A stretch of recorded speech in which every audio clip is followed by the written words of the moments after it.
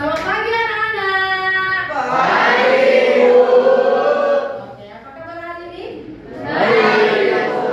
Ada semangat di kelas ini nak, Bu? Mana semangatmu?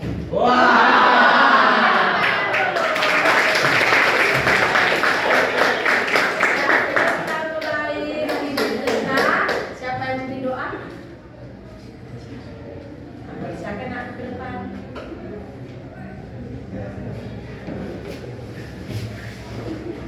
Semuanya, kita mulai belajar kita hari ini. Mari kita bersatu dalam doa. Kita berdoa.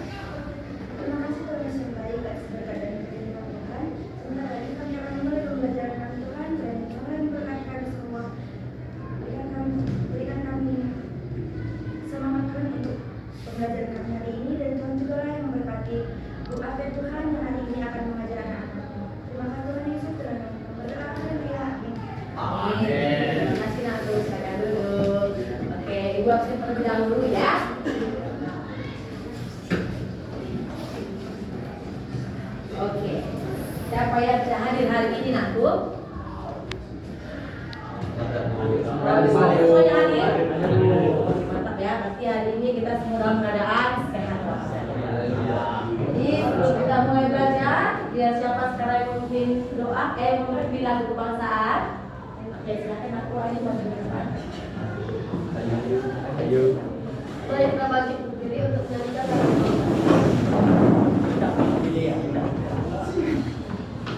Ilmu Indonesia ya, 1, 2, 3 ya. Indonesia tanah airku, tanah tumpah darahku. Di sanalah aku berdiri, jadi pandu ibu. Indonesia kebangsaanku, bangsa dan tanah airku. Marilah kita berseru, Indonesia bersatu. Hiduplah tanahku, hiduplah negeriku, bangsaku, rakyatku, semuanya. Bangunlah jiwanya, bangunlah badannya, untuk Indonesia Raya. Indonesia Raya, merdeka, merdeka,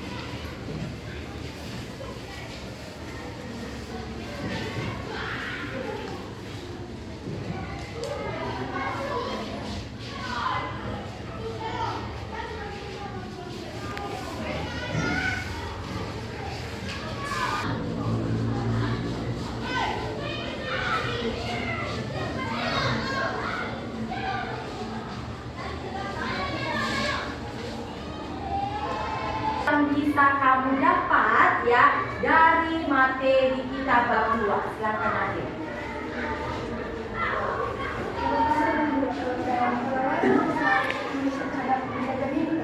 Itu didasari karena mereka sudah membawa atas tindasan bangsa-bangsa Eropa yang terjadi pada sebelum abad ke-20.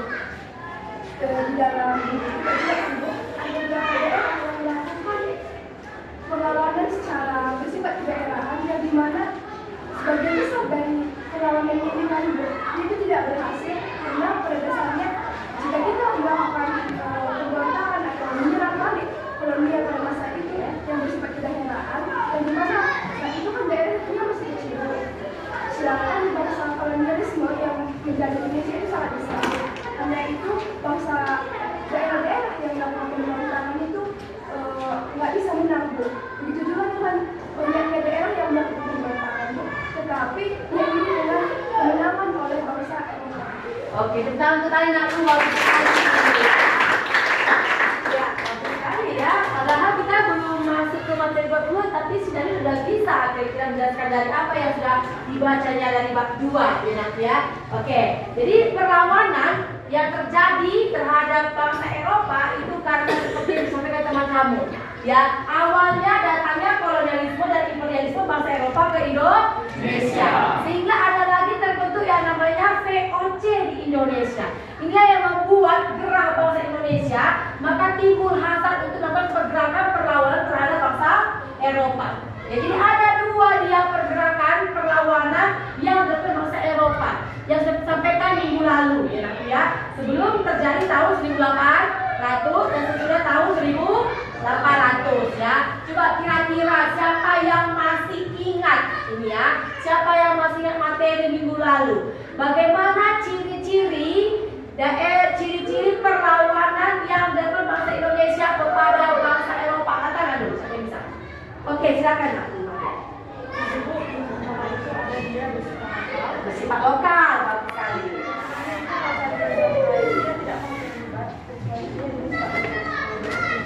Oke, yang pertama bersifat lokal. Oke, yang kedua Nakku. Bergantung pada Iya, terus jika ada diri masih berfungsi atau masih menggunakan senjata pasti daerah masing-masing. masih menggunakan senjata ya tradisional ya. Oke, bagus. Yang lain.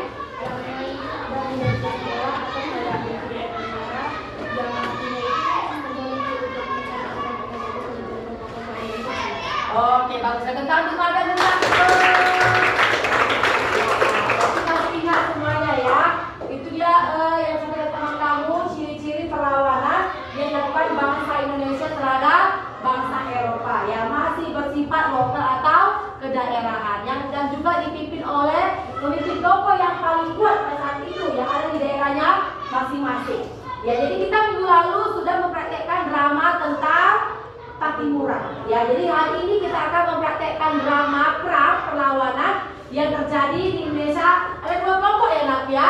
Kelompok siapa saja ini? Yang pertama kelompok Diponegoro. Yang kedua, oke, kelompok paling masyhur dulu angkat tangannya, kelompok Diponegoro. Angkat tangan dulu, kelompok Diponegoro.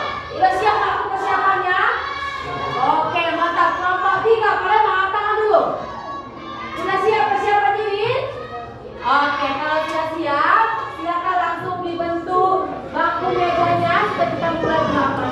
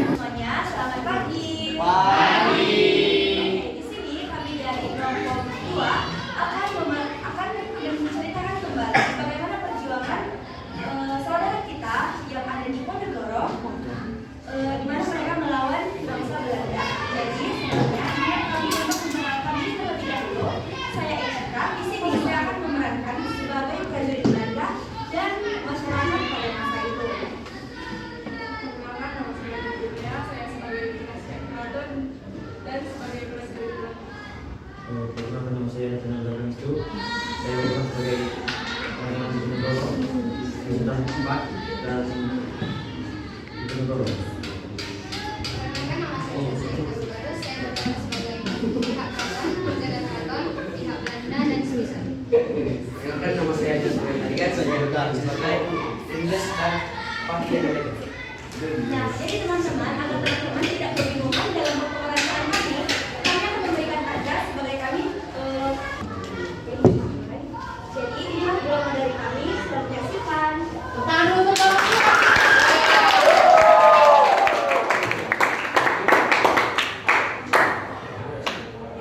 Nasional Republik Indonesia. Beliau dilahirkan di Yogyakarta 11 November 1785 dari seorang garwa ampean atau sri bernama R.A. Mangkarawati, yaitu seorang garwa ampean atau istri dan permaisuri yang berasal dari Pacitan. Dia meninggal di pengasihannya di Makassar, Sulawesi Selatan pada tanggal 8 Januari 1855 pada umur 69 tahun yang dimakamkan di Makassar. Pangeran Diponegoro adalah putra sulung Hamengkubuwana III, seorang raja Mataram di Yogyakarta. Pangeran Diponegoro bernama Kecil Bendoro Raden Mas Otto. Ini kisah di mana perjuangan Pangeran Diponegoro dimulai untuk merebut Indonesia dari tangan Belanda pada tanggal 5 Januari 1808 pada waktu kekuasaan jenderal terjadi perseteruan pihak Belanda dan keraton. Saya ingin pembangunan hanya di zaman depan dilakukan secepatnya. Pokoknya saya tidak perlu tahu pembangunan itu harus dilakukan. Kami tidak bisa melakukan itu sebelum ada persetujuan dari pihak keraton. Cari saja jalur lain. Gimana caranya? Aku harus segera itu, Pak. Terlalu hebat.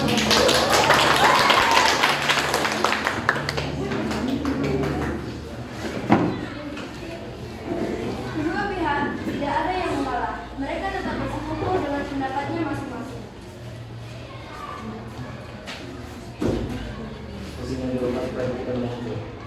Tapi bagaimana Tuan?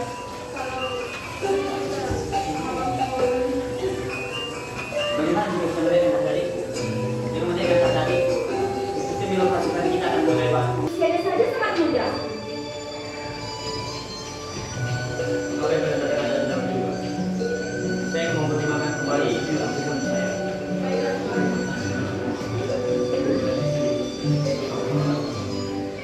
Pada tahun 1823 datanglah Residen Belanda.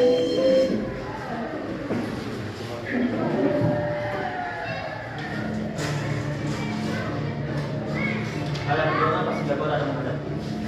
Jadi begini, bagaimana kalau untuk saat ini saya yang memimpin badan tua sampai menunggu adik kami dewasa.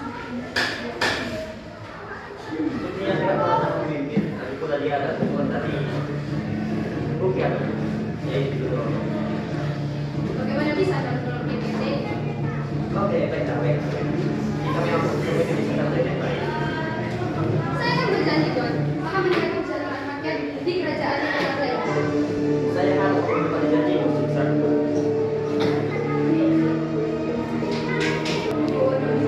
Pada kenyataannya, banyak rakyat yang sengsara selama masa kepemimpinan. Suatu hari datanglah seorang bangsawan, putra dari Hamengkubuwana III, yaitu Pangeran Diponegoro.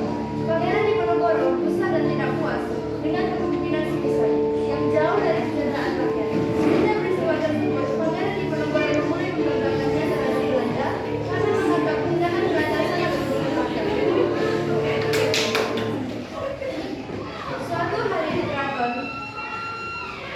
Suatu hari di keraton, lewatlah rakyat yang sedang menuju ke kediaman mereka dan bertemu dengan penjaga keraton.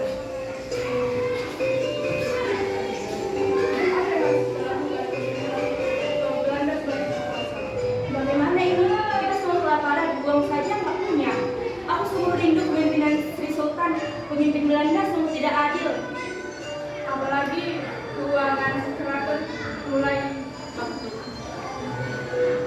Kita harus mencari strategi. Bagaimana kalau kita mengatakan Diponegoro? Dia kan memiliki hubungan dengan para bangsawan seperti itu. Tidak diperlukan dulu. Ayo. Baik. Maka pergilah penjaga keraton itu ke kediaman Pangeran Diponegoro untuk meminta kompensasi. Pangeran,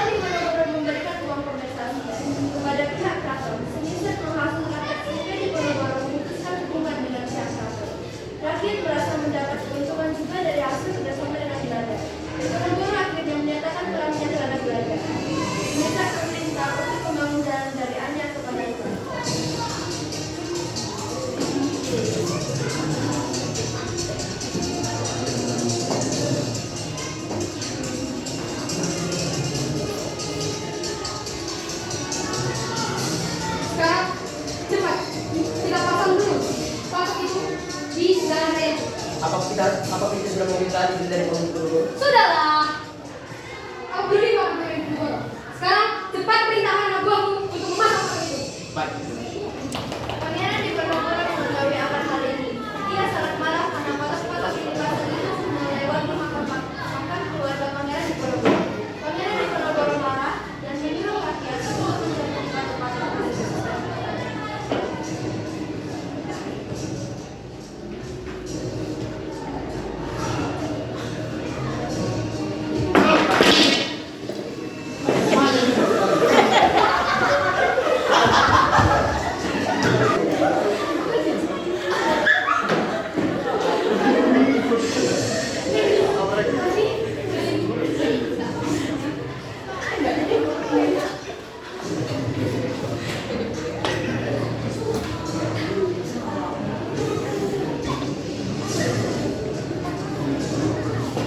Low battery. Mengapa? Baik. Siapa yang menyukai Diponegoro? Kami tidak tahu akan perlawanan Belanda.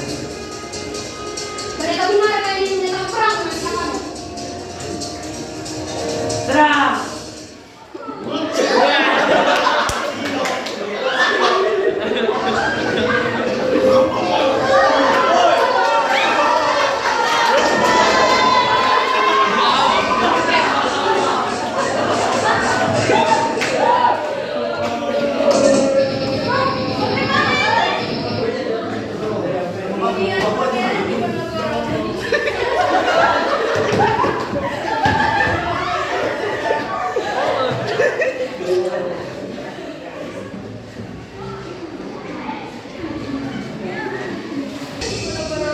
Kemudian Pangeran Diponegoro berencanakan untuk menyerang keraton di Yogyakarta dengan mengisolasi pasukan Belanda. Sebagai pemimpin, Pangeran Diponegoro didampingi oleh Pangeran Pembangunan Malioboro dalam keraton. Dan ini sebagai peluang hampir bisa Jawa. Karena itu, Belanda berusaha meningkatkan kekuatan. Belanda mengalami kesulitan untuk menjaga Pangeran Diponegoro dan selalu mengirim serangan dalam skala tersedar di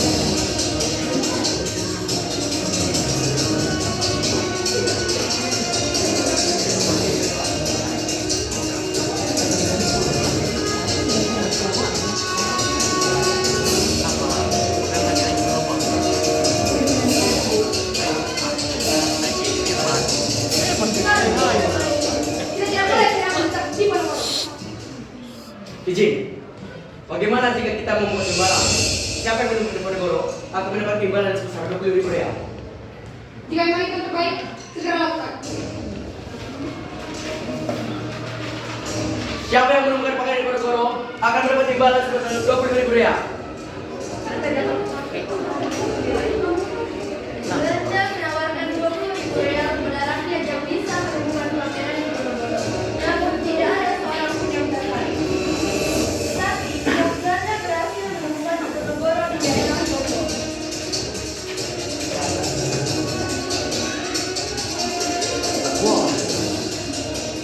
Diponegoro, ayo kita tangkap. Baik.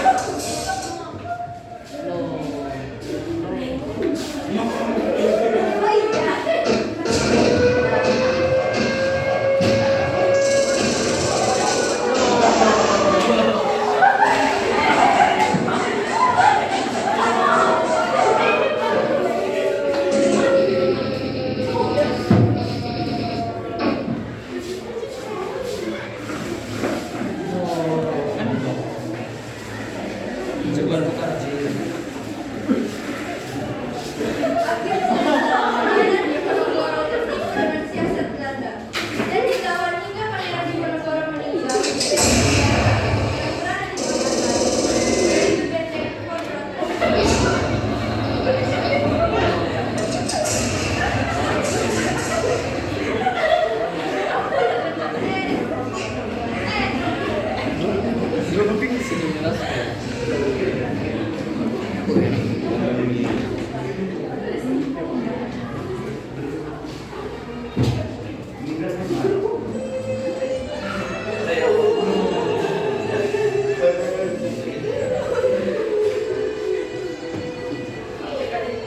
Akhir cerita, Pangeran Diponegoro tertipu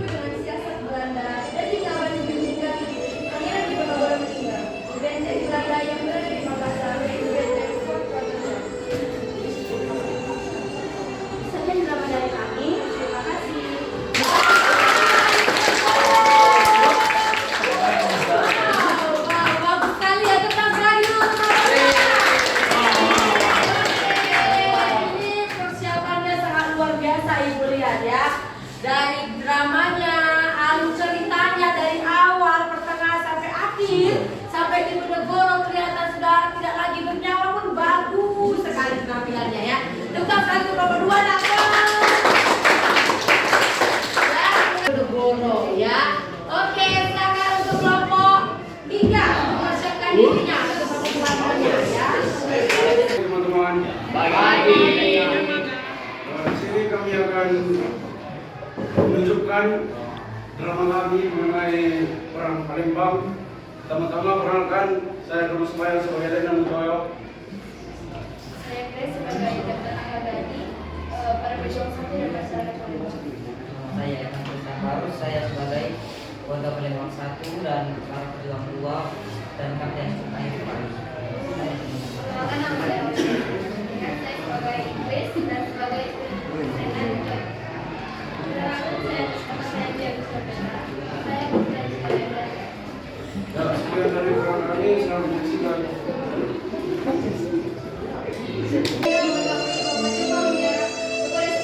Dan segera mengambil tindakan. Aku cuma mau sini.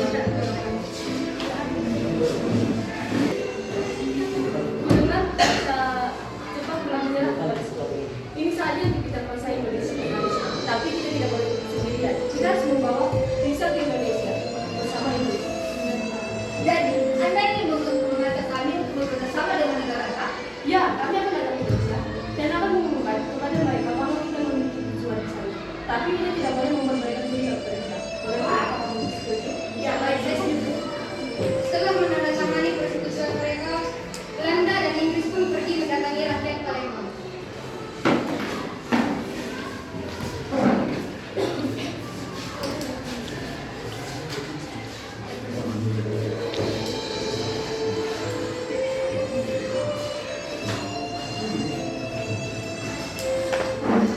Hei warga pribumi, pergi dari kalian dari daerah ini. Kalian tidak ada budaya di sini. Kami tidak sudi memberikan tanah yang kami cintai kepada orang liar seperti kalian. Dan kami mati daripada kami harus tutup dari kalian. Setuju.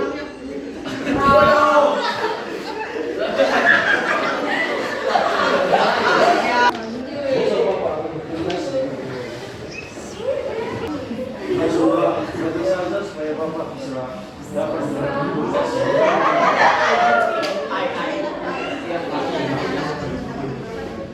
ya sudah, Bapak mandi dulu. Butoyo pergi mendatangi pasukan pahlawan.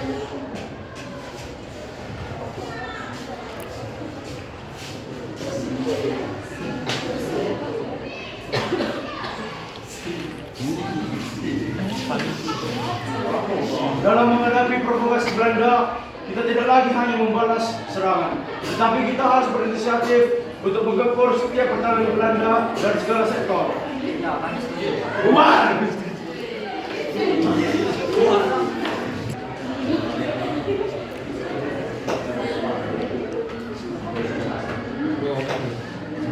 Markas PPRI di Jalan Bengkulu yang mengakibatkan Letnan Butoyo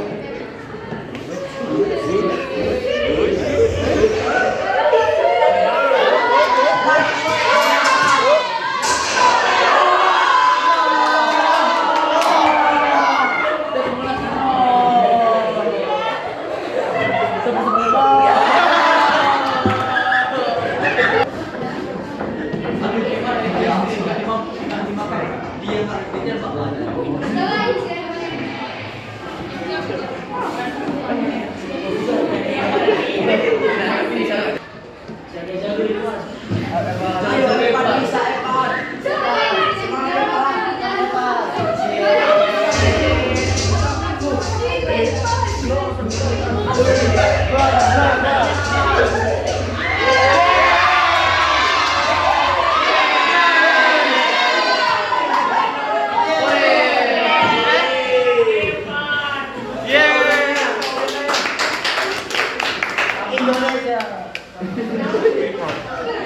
pada hari keempat, para bantuan datang. Sementara itu Kapten Arifal tewas terkena meriam. Kemudian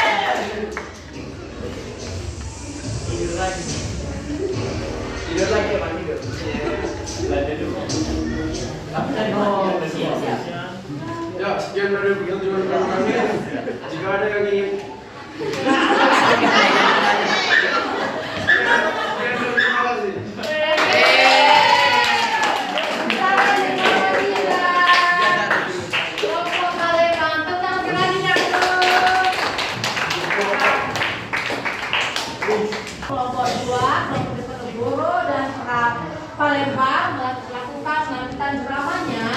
Ya, kita ambil tarik kesimpulan dari dua peristiwa tersebut. Silakan siapa yang bisa memberikan kesimpulan dari materi kita angkat tangan. Oke, silakan aku Alex, berdiri aku. Jadi pertama kesimpulan yang kita ambil dari kisah perlawanan Diponegoro yaitu perang ini adalah suatu perang di mana rakyat Pulau Jawa dan Pangeran Diponegoro tidak puas dengan kekolonian atas pemerintahan mereka ingin menguasai daerah Jawa. Jadi Pangeran Diponegoro sebagai pemimpin berhasil mendapatkan hati masyarakat Pulau Jawa dan akhirnya mereka melawan Belanda dengan taktik gerilya. Iya. Namun pada akhirnya Belanda sempat kalah. Karena Belanda kalah, Belanda ingin mengajak Pangeran Diponegoro dan rakyat Jawa untuk melakukan perundingan. Namun akhirnya perundingan itu malah menyebabkan Pangeran Diponegoro rugi di mana dia dikhianati oleh pemerintah Belanda. Dan akhirnya dia ditangkap dan dipenjara hingga akhirnya dia. Oke.